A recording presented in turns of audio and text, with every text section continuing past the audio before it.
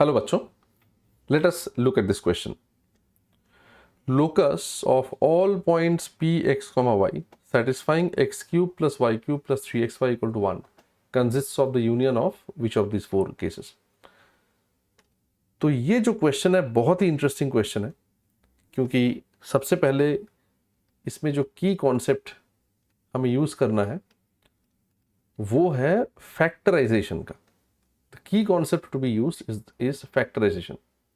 और वो भी कैसा फैक्टराइजेशन, एक बहुत ही इंपॉर्टेंट फॉर्मूला जो आप लोगों ने पढ़ा हुआ है, and here we are going to require that, which is x square. चलो यहाँ पे एक्स वाई जेड है, तो let me use in terms of, let me show you in terms of a b c. तो a cube plus b cube plus c cube minus 3abc, इसका formula होता है a plus b plus c multiplied by a squared plus b squared plus c squared minus a b minus b c minus c a. ठीक है ना.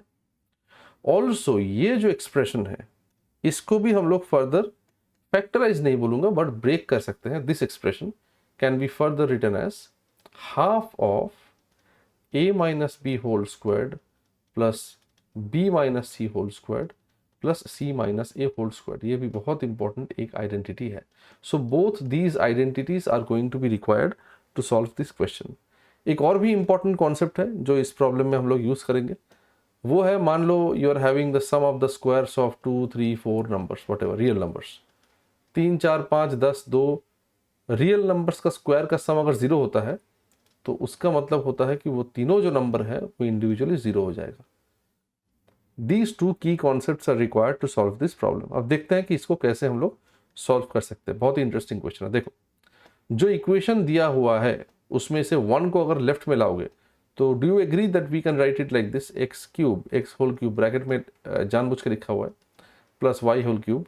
-1 को left में लाने के बाद हम लोग इसको प्लस -1 होल क्यूब लिख सकते हैं, और इसको हम लोग -3 times x times y times -1 लिख सकते हैं. समझ रहे हो why I wrote it like this, क्योंकि मुझे इस फॉर्मूला के हिसाब से इसको लाना था.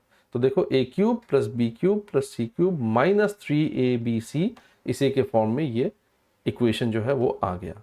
अभी इसको हम लोग ब्रेक कर देंगे. सो ए, ध्यान में रखना, a is x, b is y and c is -1.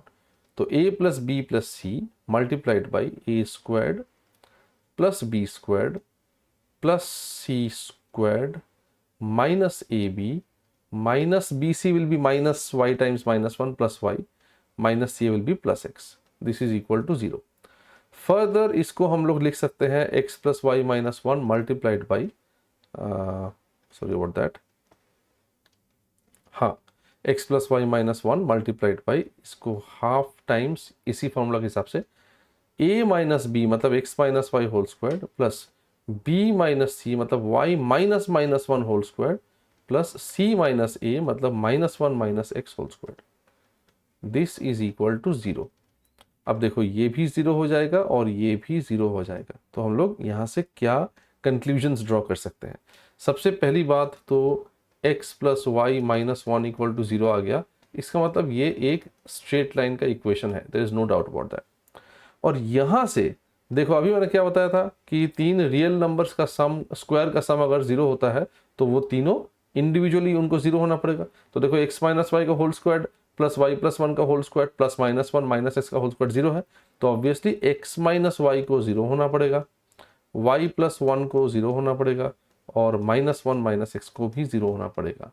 यहाँ से आ गया y इक्वल टू -1, यहाँ से आ गया x इक्वल टू -1, यहाँ से आ गया x इक्वल टू वाई.